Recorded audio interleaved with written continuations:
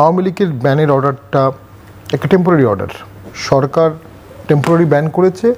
সরকারের temporary order দেখে election commission সাথে সাথে সেম ডেতে ইলেকশন কমিশন টেম্পোরারি ব্যান করেছে।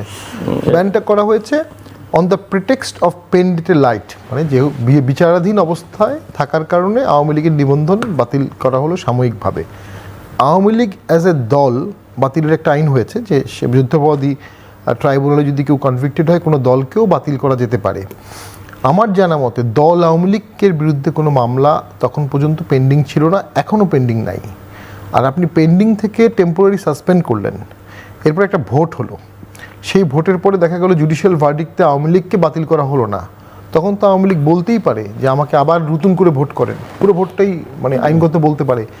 এই ক্ষেত্রে বেনিফিট অফ ডাউট সবসময়ই আওয়ামী লীগ পাওয়ার জন্য এনটাইটেলড, যেহেতু তার বিরুদ্ধে এখন পর্যন্ত কোনো ভার্ডিক্ট আসেনি।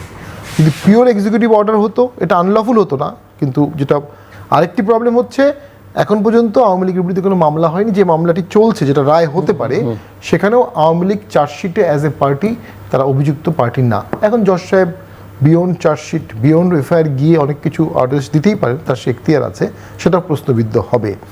নাও বাংলাদেশের মানুষের অনেকগুলো গুণ আছে।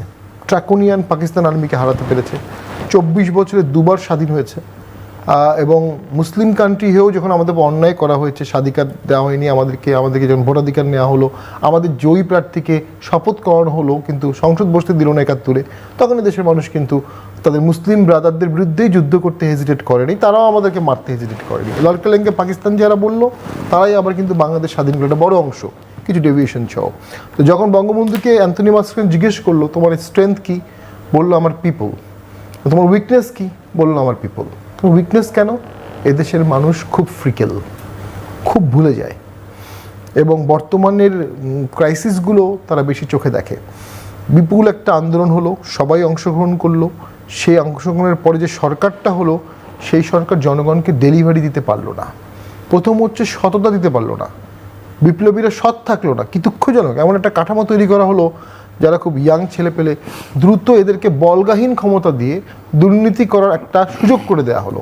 And power corrupt absolutely, absolute power corrupt absolutely. যারা এই সরকারের মেটিকুলাস ডিজাইন করেছে তার বোঝা উচিত ছিল যে মন্ত্রী যদি হয়ে যায় এই কম বয়সে কোনো ছেলে, তার প্রচুর অফার চারদিকে আসবে, সেখান থেকে নিজেকে সরাতে পারবে না, এটা খুব কঠিন কাজ, তাকে মন্ত্রী করা ঠিক হয়নি, প্রথম কথা। দ্বিতীয় কথা হচ্ছে যে এই সরকার ডেলিভারি দিতে পারলো না, রিফর্ম করতে পারলো না। আপনি প্রথমে বলছিলেন সংস্কার, জাতীয় পার্টিকে বাদ দেওয়া হয়েছে, আওয়ামী লীগকে তো আইনগতভাবেই বাদ দিয়েছে। কত পার্সেন্ট লোক নিয়ে সংস্কারটা হচ্ছে, কিভাবে এটা টেকসই হবে? বাংলাদেশে এর আগে যতবার রিফর্ম হয়েছে, 71-এর পরে হয়েছে, 91-তে হয়েছে, মানে এই প্রেক্ষাপটগুলো দেখলে কখনই কিন্তু এত বিপুল পরিমাণ লোকের দলদেরকে বাদ দিয়ে রিফর্ম করা হয়নি। প্রতিবারই কিছু লোক বাদ ছিল, কিন্তু 91-তেও জাতীয় পার্টি রিফর্ম মেনে নিয়েছিল। তার বিরুদ্ধের যে মতবাদগুলো সেখানেও সে পার্টিসিপেট করেছে এবং মেনে নিয়েছে, ঠিক আছে আমার বিরুদ্ধে তো আমি মেনে নেব। এখন তো একটা বিশাল প্রসেস বাদ দিয়ে করা হচ্ছে, যদি সেটাই করা হয় তাহলে সেই রিফর্মটা টেকসই হবে না। এই সরকারে প্রচুর এনজিওর লোক আছে, অনেকে বলে এনজিওগ্রাম সরকার, সিভিল সোসাইটির শীর্ষস্থানীয় লোকজন আছে, একদম সারা জীবন সৎ, অনেস্ট, দক্ষ, শক্ত ভাষায় সরকারকে কথা বলেছে, স্যালুটেবল। কিন্তু তারা নিজেরা যখন মন্ত্রী হলো তারা কিন্তু যে রিফর্মগুলোর কথা সারা জীবন বলেছে সেগুলো করতে পারলো না। একটা বিশাল ন্যাশনাল লস হয়ে গেল। ভবিষ্যতে যে সরকারই আসবে, এনজিওর লোক আর সিভিল সোসাইটির লোক সেই সরকারকে আঙুল তুলে বলতে পারবে না যে আপনারা এই রিফর্মগুলো কেন করছেন না, কারণ তখনই মন্ত্রী রিপ্লাই দিবে আপনারা তো সরকারে ছিলেন 1-1.5 বছর, আপনারা কেন করেননি। এই যে আপনারা কেন করেননি এই অ্যান্সারটা কেউ দিতে পারবে না, মানে এই সেক্টরের লোকজনরা আছে। এই লসটা ন্যাশনাল একটা লস হয়ে গেল, সিভিল সোসাইটি ফেল। 111 যদি আমরা দেখি, ম্যাসিভ রিফর্ম হয়েছে, ম্যাসিভ, কী পরিমাণ রিফর্ম হয়েছে 111-এ, অবিশ্বাস্য। এই ক্ষেত্রে আমি মনে করি প্রথম থেকে এই সরকার is pre design to failed. সরকার যখন বুঝে ফেলেছে যে আমি 5 বছর থাকতে পারবো না, 10 বছর থাকতে পারবো না, সরকার আগ্রহ হারিয়ে ফেলেছে। এই সরকার came up for some collateral purpose, অন্য কোনো পারপাস ছিল যেটা আমরা জানি না, বুঝতে পারি না, এবং তারা দেশের উন্নয়ন করা, দেশকে ভালো করা, দেশের রাস্তাঘাট ঠিক করা, দেশের মানুষের মানসিকতা উন্নয়ন করা, ম্যাসিভ মুভমেন্ট করে দেশকে মোবিলাইজ করা, এইটা তারা পারেনি। আর রিসেন্টলি যেটা ঘটছে, পৃথিবীতে অনেক দেশে সরকার আউস্ট হয়েছে, আওয়ামী লীগও আউস্ট হয়েছে, অস্বীকার করা যাবে, পালিয়ে গেছে, কিন্তু পালিয়ে যাওয়ার পরেও তারা বিদেশের মাটিতে যেভাবে ফিরে আসছে, এটা কিন্তু সাদ্দাম গাদ্দাফির ক্ষেত্রে হয়নি। এইটা ইঙ্গিতবাহী। অর্থাৎ ওই যে বললাম, মানুষ ভুলে যাচ্ছে যে আওয়ামী লীগের লোকজনরা শেখ হাসিনার বিরুদ্ধেই রাস্তায় নেমেছিল, কারণ ছাত্র মারা হয়েছে। এখন তারা দেখলো যে ওই ছাত্ররা দুর্নীতি করলো, ওই ছাত্ররা মানুষকে মারলো, 32 নম্বরের বাড়ি গুড়িয়ে দিল। ন্যাচারালি তাদের একটা অংশের মনে হচ্ছে এটা একটা ডিজাইন ছিল শেখ হাসিনাকে সরানোর, তারাও সেই ডিজাইনে চলে গেছে। এদেশের অসংখ্য মানুষ এখন মনে করছে যে পুরো বিপ্লবটাই ছিল সাজানো শেখ হাসিনাকে সরানোর জন্য। তো তারা যেখানে আন্দোলন করেছে, তারা এখন আবার কাউন্টার আন্দোলন করতে রেডি হচ্ছে আস্তে আস্তে আস্তে। এই সরকারের সেফ এক্সিট প্রবলেমে পড়ে যাবে তখন।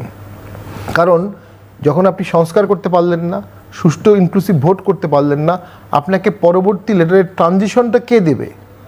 দিতে পারে বিএনপি একমাত্র।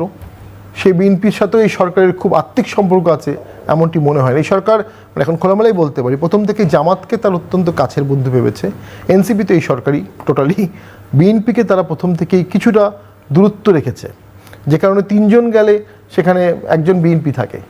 এই যে ডক্টর ইউনূস স্যার 3টা দলের 6 জনকে নিয়ে গেলেন, বিএনপি 2 জন, মানে এনসিপিও 2 জন, জামাতও 2 জন। বাকি বিপ্লব, ধরে নিলাম বিপ্লবের সরকার নিয়ে উনি যাচ্ছেন, বিপ্লবের বাকি দলগুলো কি হলো? জোনায়েদ সাকির কি হলো? তারেক সাহেবের কি হলো? আম পার্টির তো আরও তো 50, 60, 30টা দল আছে যারা আন্দোলন করেছে। আপনার সবাইকে নিয়ে যেতে হবে। তার মানে আপনি নিরপেক্ষ না, আপনি নিরপেক্ষ না, আপনি নিরপেক্ষ না। আপনি নির্বাচনের জন্য যে নিরপেক্ষ দরকার তা না, আপনি একটা সাইডের সরকার। তা যখন নির্বাচনের সময় আপনি থাকবেন, তখন তো আপনি আপনার সাইডকে ফেভার করবেন, অটোমেটিক আপনার সাইড ফেভার হয়ে যাবে। তাই একটা নির্বাচনকালীন সরকারের প্রথম যে কাজ, তার নিরপেক্ষ নির্দলীয় নির্বাচনকালীন সরকার। যদিও এটার নাম এরকম না, অন্তর্বর্তী সরকার, কিন্তু যদি ভোটের দিন এই সরকার থাকে, তাকে নিরপেক্ষতা দেখাতে হবে। সেখানে এই সরকার আটারলি অ্যান্ড মিজারেবলি ফেল করেছে। সো ব্যারিস্টার শামীমের কথা শুনছিলেন আপনি, এবং নির্বাচন রাজনীতি নিয়ে আমরা কথা বলছি, কিন্তু এর বাইরে গিয়ে যদি একটু চিন্তা করি যে মানুষের আসলে প্রধান উদ্বেগ কী?